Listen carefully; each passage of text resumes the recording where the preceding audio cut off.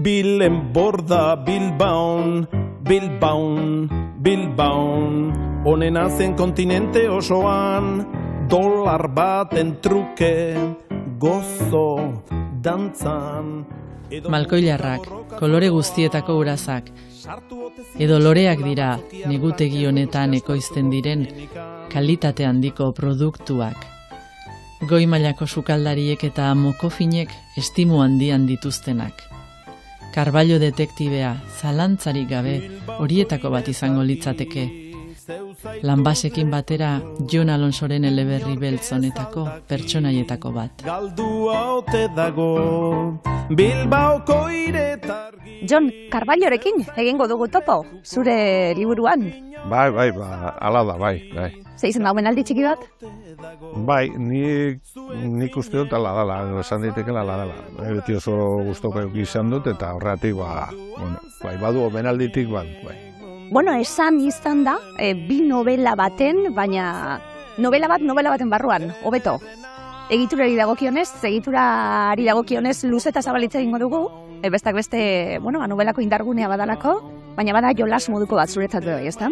Bai, berez, olako gauzak egitea, orain dela, ez dakit, ondela 40 urte nahiko moda zegoen, orain ez da hainbeste, berez bada betidanik erabili izan den baliabide bat edo rekurso bat, ez? Esan edot, hazi 1000 gau eta gau bat gehiago, segi Calvinok 80. urtean egin zuen Una noche de invierno un viajero, eta askotan erabili izan den Quijotea bera, eta orduan, bai, novela bat, beste novela baten barruan, hori da.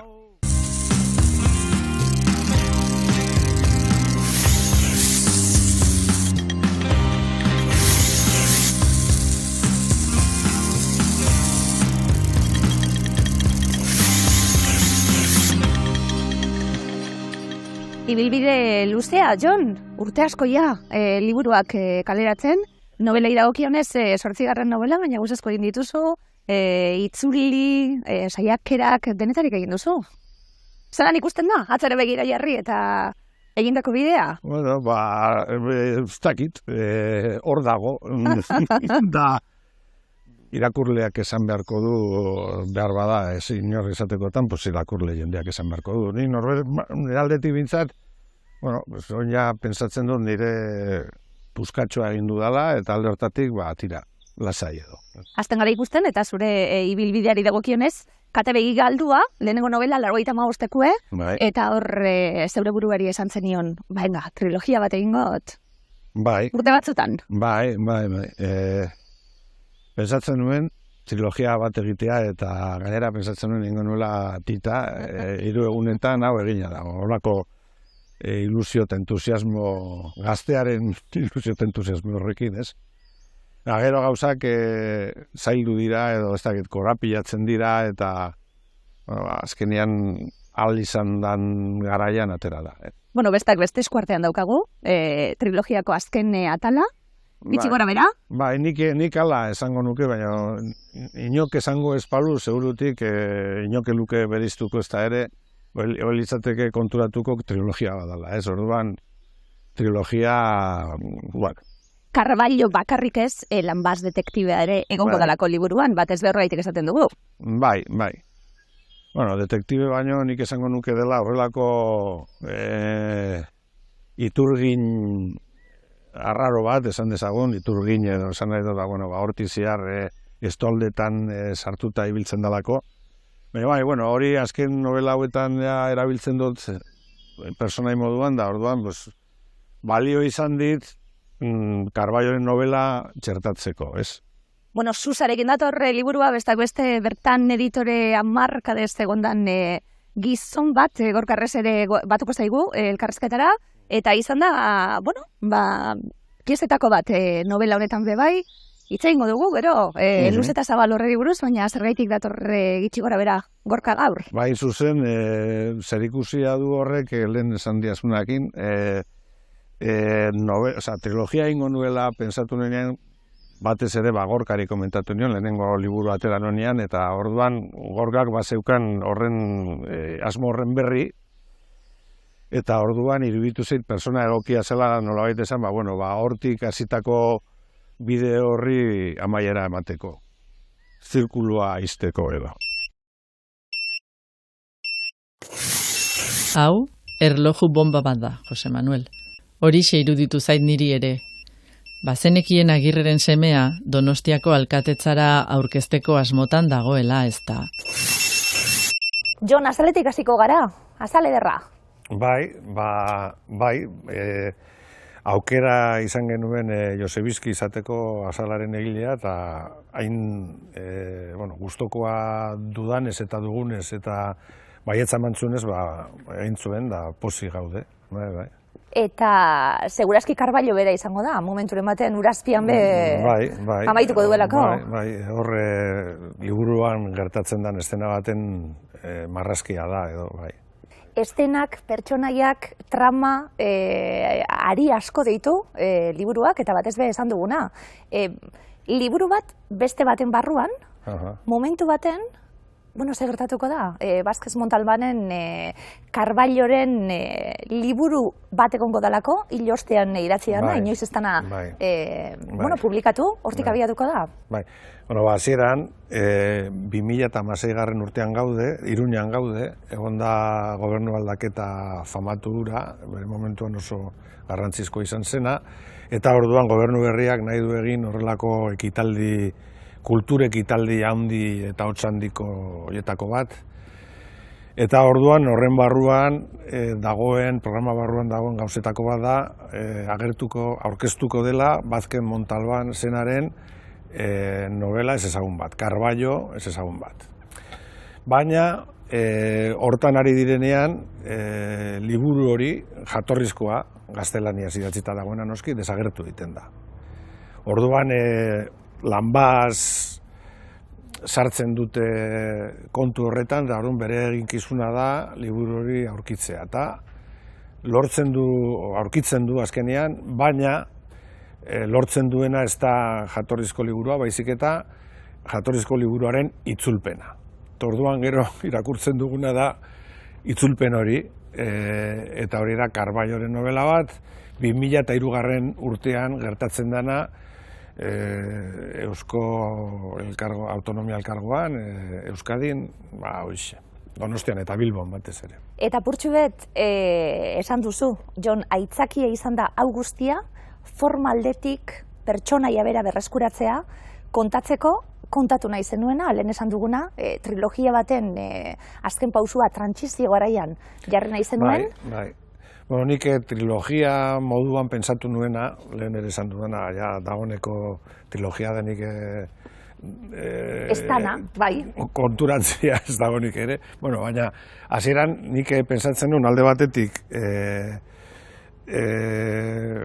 erdi aroa, nolabait esan, hori izan zen katebegi galdua, gero frankismo garaia, eta hori izan zen Odei Berdeak, eta gero hirugarren liburua zen transizioari buruz, nolabait esan, edo transizioan gertatutako gauza latz horietako batzuei buruz, eta hori da orain atera dana.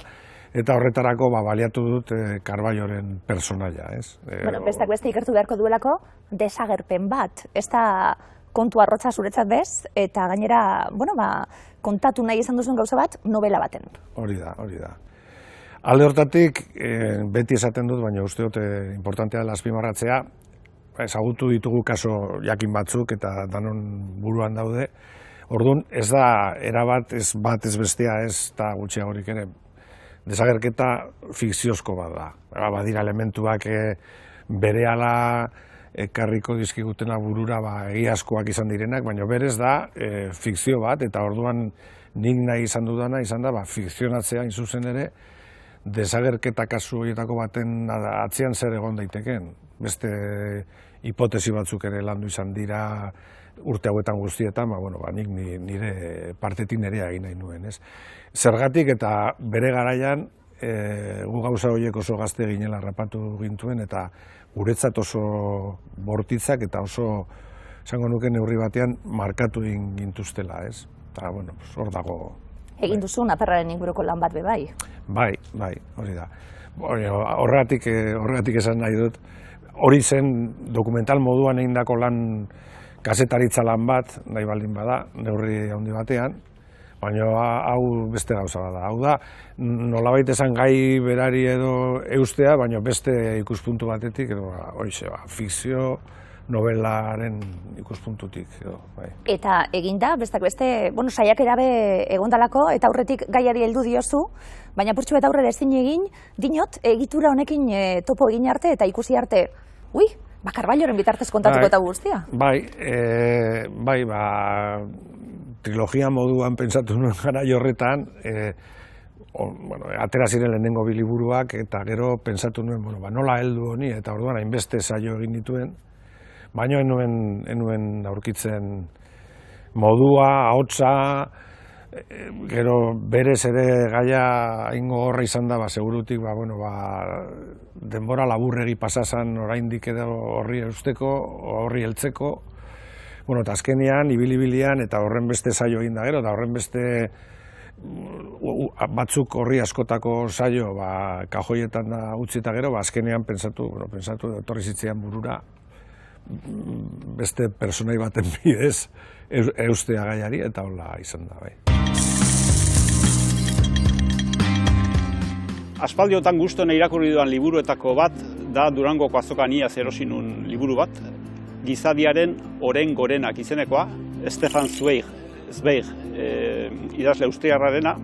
Lehendikan irakurria nuen gaztelaniaz, Momentos Estelares de la Humanidad izenarekin, eta izugarri gustatu zitzaidan. Orduan poza handi hartu nuen, ikusi nuen euskaraz irakurtzeko aukera bageneukala, eta hori komentatu nahi dizuet.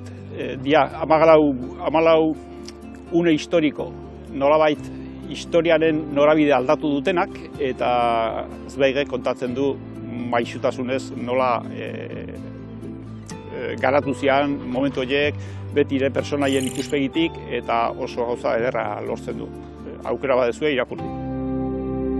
Eta galdera handiena, irakurle modan etorri zaitena burura, eta nola idazten da honelako novela bat, esan nahi dudalako. Estena ezberdinak ditu, esan dugu, bestak beste estena ere ematen Lurazpian beha amaituko du Carballok, estena ezberdinak, hau pelikula batalako, elkarrizketak daude, pertsonaiak daude, tramak daude, azpitramak daude, pertsonaia bigarren mailakoak daude, hau guztia zelan idazten da, zelan antolatzen da? Nik uste dut, kasu honetan... Ironia hori dago, kritika hori dago, kritika sozial hori. Hori berezue. Berezkoa daukat, behar bada, ez dakit. Denaren ez, nik uste dut, gitura berez, erdiko, hasieran hasten gara esan duen moduan 2016an, gero dator Carballoren novela, eta gero amaitzen da berriz 2016garren urtean, deskubritzen denean, Marke Montalbanen omen den novela horren atzean ze gertatzen da, ez? Nik uste dut berez, nik batzutan esan izan dut bokadillo bat bezalakoa dela, eta orduan dago ogia, erdiko trontzo edo mamia eta berriz ogia, ez?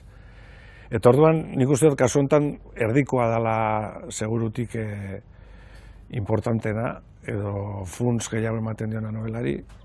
Eta orduan nik uste dut hortik hor dago novela bat, Carballo bat egitea zen asmoa. Gero gertatzen dena da, biztan denez nien naizela Marke Montalban, da orduan nik ezin dezaket Carballo erabili nirea baliz bezala, eta orduan horrek behar zuen nolabaiteko biltzeko paper bat, eta orduan funtzio hori egiten du 2006ko kontakizuna, Nafarroan gertatzen dena, eta hori guztia. Carballoren ezaugarriak izango ditu, hala ere. Carballo da, zure Carballo da. Bai. Nik uste dut, nik hori, egia esan ez dakit, Carballo asko irakurri duen batek ze pentsa dezaken hortaz, baina ni saiatu naiz, hain zuzen, Carballo izan dadila, ez? Carballo izan dadin, eta Carballo irakurri izan duen batek, personaiaren ezaugarri batzuk behintzat atzeman ditzala, ez? Eta horretako batez ere estiloa imitatzea oso bortitza egiten zitzialako edo behar bada itzulpen kutsua har zezakelako bestelare testuak eta hori ez gertatzeko, taldi berean, irakurle batek Carballorekin ari dela pentsatzeko, baliatu ditut batez ere, Vázquez Montalbanen obraren barruan, askotan agertzen diren esan molde edo lelo batzuk, ez? Bizitzaren funtsa zer da, faktura pagatzea eta hildakoak lurperatzea. Pagar las facturas, entrar a los muertos. Montalbanek baditu horrelako asko. Eta, horiek testuaren barruan tartekatuz, nik uste dut, Vázquez Montalbanen irakurle batek ikusten duela personaren aurrean dagoela. Jatun hona izango da, janaria? Jakina, hori bai, eta gainera, ez da etorri toki txarrera, gainera bere... Egingo du tur bat, gustatuko zitzaion, leku hau, gauzen leku hau. Jakina.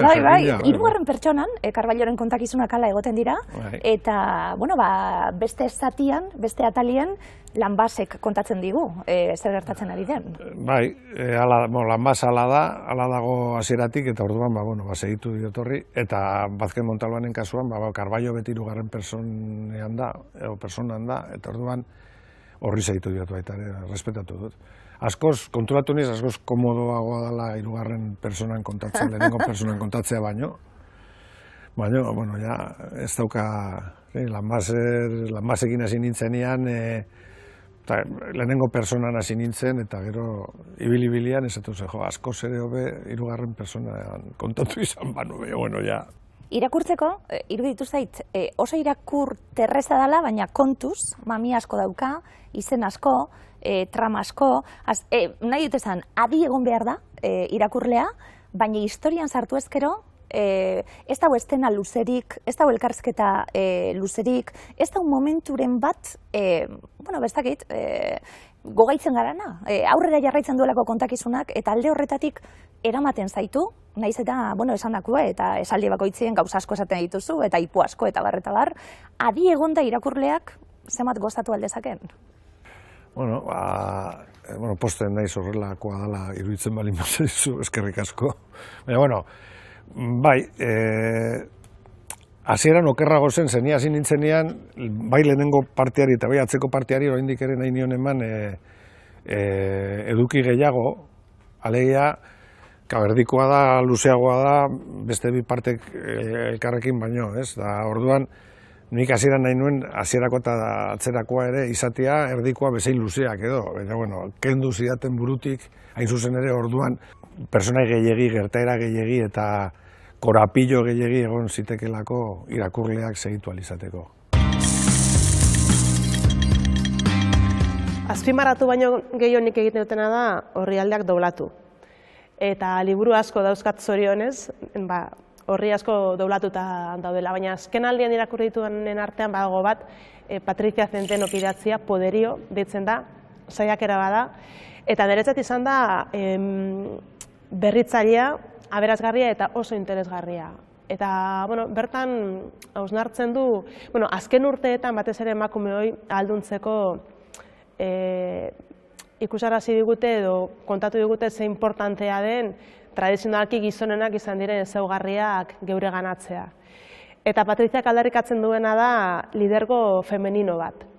Behar bada gutxietxiak eta baztertuak izan diren balio femeninoak aldarrikatzen ditu, defendatuz bide horretatik ere lortu dezakegula askatasuna, boterea eta arrakasta.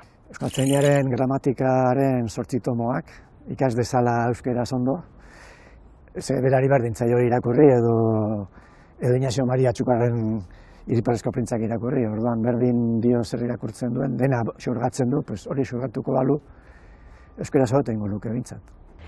Hainbat etortzen zaizkit burura, baina azken ekotako bat irakurri dudana Sufestak. Oso gogo eta sakona duela iruditzen zait. Kontzertu ikusgarri hori ez aritzean, eztabaidagaia, sarri, musika baino gehiago, orduko gazteria izaten da. Dela beraien idealak goratzeko, edo mamirik gabeko anabasa besterik sortu ez izana, aurpegiratzeko. Gorka Arrese ze moduz? Ondo eta zuek. Oso ondo. Erabili alda, Carballo detektibea liburu baten berari buruzko abentura bat idazteko? Zalantza genuen, egia da zalantza genuela, idazle batek sortutako personaje bat da, ez edonorena eta edonorentzat gero esan dezagun plagio bat egiteko. Edo timo bat, inorren gainatzeko, edo ez dakit ez.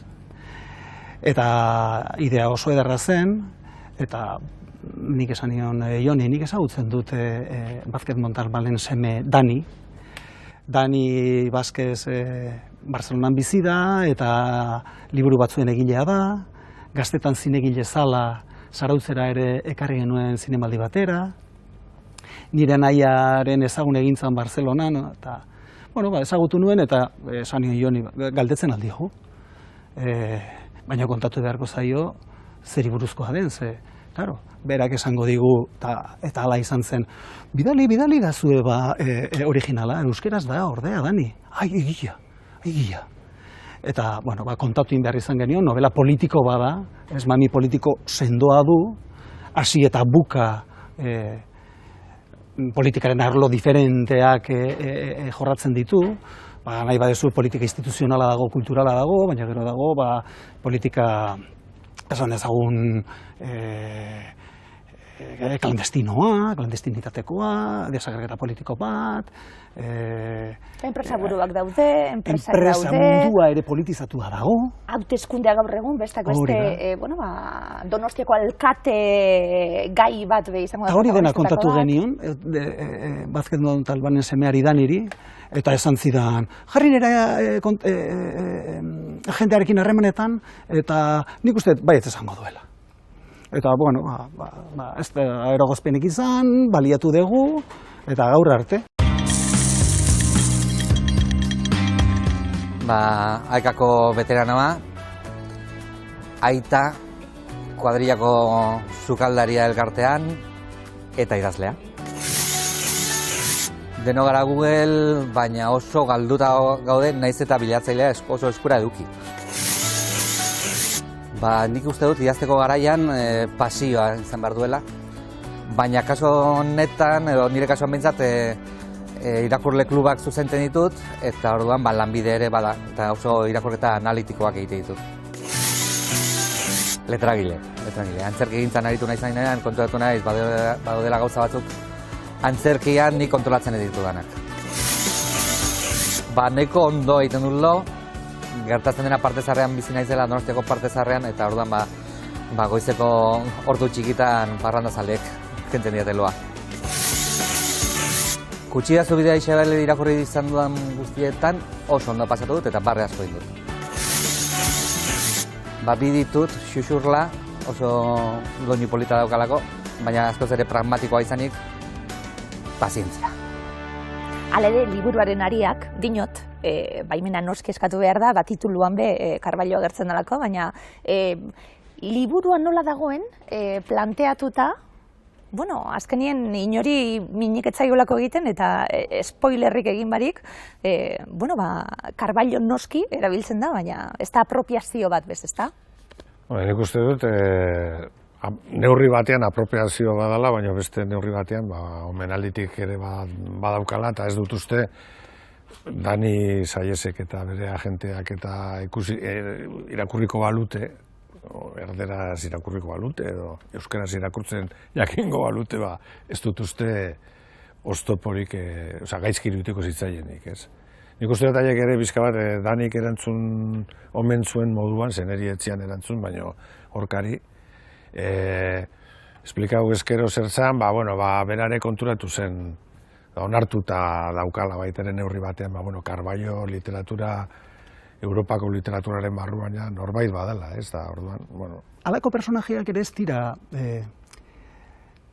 esan dezagun, literatura popularreko personajeak dira, ez? Esan dezagun, direla novela klasikoak, ez? Personaje behin eta bikainak dituztenak, baina halako personajeak novela diferentetan agertzen direnak, eta agertu ala hazi ere egiten direnak, eta bihurtzen dira ere personaje popularrak, ez?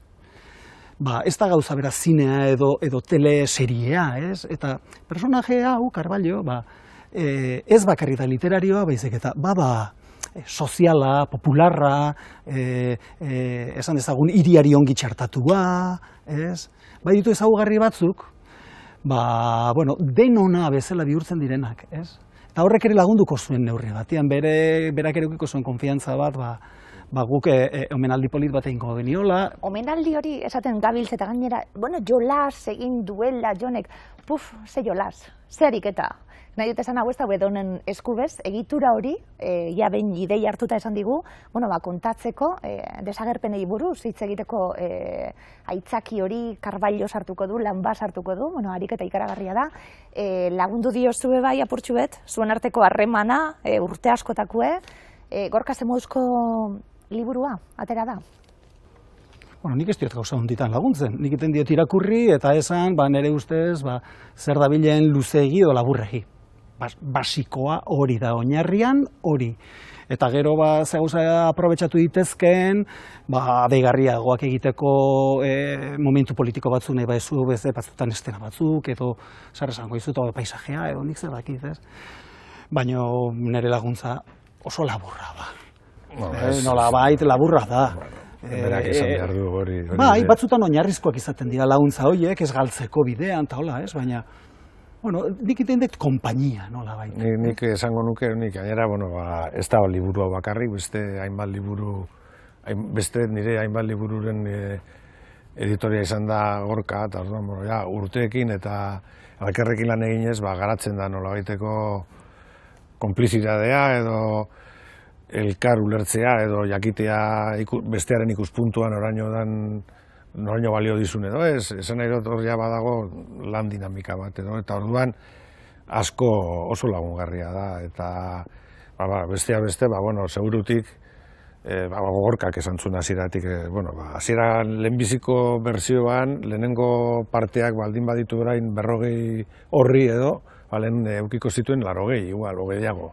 Eta etorri zitzen, nora soiaz, ez hau ezin ditek. Duplikatu egiten zen nolabait eta egiten zuen mami nagusia zena, esan dezagun desagerketa politiko horren argitze bat, eta transizio Espainiako eta, klaro, beraz, Euskal Herriko ere politikaren transizioaren erretratu kritika bat, eta agerpen hori guzti hori oso tapatua gelditzen zen, hasierako eta bukaerako 2016 inguruan uste gertatzen dela. 2023an kaleratute, oso ikuspegi garaikida daukan liburua, esango nuke, eta purtsuet Jonas izan esaten, dinot, jantzia da gaian bebai, desagerpen hori edo sasoi hori kontatzeko zera oso aktuala, gaur egun irakurrita, agian Carballok lagundu du horretan bebai, dinot, beradalez, bere begiekin kontatzen dugunez, Euskaldunak zer diren, Donostiako paisaia zer den, janari hau, eta bar. Izan da baliogarria, dinot, gaur egungo begietatik kontatuta dago eta Carballoren bidez? Ongi dator, kanpoko personai bat denez gero, beti ongi dator kanpoko begirada bat edo daukalako, eta segurutik nik esango nuke, normala den moduan, gu batzutan ez gara konturatzen, nolakoak garen edo zer nolako tirriak edo maniak edo gauza onak eta txarrak dauzkagun, ez? Eta segurutik, kanpotik behiratzen duna askoz gehiago konturatzen da, ez? Orduan, alde hortatik nik uste dut... Edo gauzak afektatu, Euskaldun moduen afektatzen zui gauze erabatera, eta kanpotik datorrenari, beste begirada bat izan dezake. Jakina, eta seguru, nik uste dut, kanpotik datorren jendea segurutik, gauza askokin oso harrituta geldituko dela, ez? Ni pizka dator, ez da hori bakarra ez da garrantzizkoena ere, baina zenbat aurrezko dantzatzen dukun, ez? Mora guztiak gaude aurrezkoak dantzatzen, ez? Lehenguan, itzulian, etapa bakoitzean hasieran edo, aurrezko, ez da gizera, aurrezko, inoren omenez egin, aurrezko, horrelako. Ni oso zalien aiena, dinot, baina txiste egiteko beto beste batek egin. Baina aldi berean badauka bentaja bat Carballok, badaukalako background bat edo historia politiko bat, ez? Bera, ez da politikoa, baina politikari begiratu eta segitu dio, esan dezagun, Espainiako komunismotik, ez? Eta orduan, gure bizitza politikoaren jarraipena egiteko badu begi berezi bat ere alde horretatik, ez? Ezagutu egiten du gure bide politikoa, gure herriaren bide politikoa, nolabait, ez? Nik esango nuke orokorrean Carballoren bidez, baina gero beste liburu batzuen bidez, Vázquez Montalbanek ez dakit horrela definitzeri dagoen, edo bakarrik horrela, baina, neurri handi batean literatura politikoa egin izan du. Oso fama txarra eukitzen du, askotan literatura politikoak, jendeak uste duelako, pentsatzen duelako, edo nazten duelako, literatura politikoa, literatura panfletarioarekin, edo panfletoarekin, ez? Eta orduan alde hortatik ez du fama ona, baina nik esan beharko banu, esango nuke, egin daitekela literatura politikari buruz, egin daitekela literatura, egin daiteken moduan laborantza hidroponikoari buruz, edo itsasoari buruz, edo zerri buruz, ez? Beti pentsatzen dut nik baita ere, igual horren faltan egon garela Euskal Herrian, horrelako idazle baten faltan, ez dakit nola esan. Ni bintzat gustatuko zitzaidan horrelako idazle bat eduki izana, eduki ditugu oso idazle onak eta handiak, baina bestelakoak.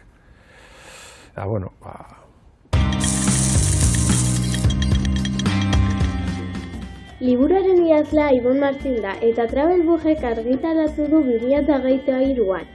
Liburuaren irudiak ez dut gehiago erakutsiko, Emmanuel Montielek egin ditu. Kontakizun politau Anbotoren magalean dagoen baserri batean hasten da, baina beraiek beste leku batzuetara ere joaten dira. Ez dizuet nora esango, bestela spoilerra ingo dizuet. Amonaren gauzatxo bat aurkitzen dute. Ez Amonarena, Birraitura Entoionera baizik. Aurkitzeko leku desberdinetara joan behar dira. Niri liburua asko gustatu zait. Alde batetik erraz irakurtzen delako, eta bestetik oso divertigarria eta interesgarria da. Azkenik, aipatzekoa dena, irudiak ere asko laguntzen dute, irakurtzen ari zaren hobeto ulertzeko. Bestela, pixka bat horrela gelditzen zara. Liburua nola maitzen duen jakin nahi balin nahi duzue, joan azkar gertuen daukazuen liburutegira. Agur eta ondo izan! Carballo Euskadin, hori da irakurriko duguna, originala Carballo Euskadi izango den arren, euskaraz, Gorka, ez dauka horrenbesteko arriskurik, esaten du momentu baten, lanbaz, ospinki, sekulako omenaldia egiten dio, bebai, Carballori. Euskarazko literatura jantziak bizok izan da, gaur egun, 2024 honetan, zelan da, zelan ikusten zu, zelan irakurten zu? Novela honek, jonean novela guztiak bezala, eta konturatuko zani pixka bat oso saletua naizela bere estiloari, daukan derra du oso bizia dela kontakizunean, beraz, jonen novelak beti dira modernoak alde horretatik. Euskal literaturan oso idazle gutxi dago gainera, halako elkarrizketa, dialogo, solas doaia daukana, orduan. Dialogista hoberik euskeraz novela batian, Jon baino beak gutxi daude. Eta orduan, bere novela guztiak normalean iruditzen zaizkigu berriak, modernoak, biziak direla, urteak pasata ere. Jonen novelek eutsi egiten diote denborari, ez dira sartzen.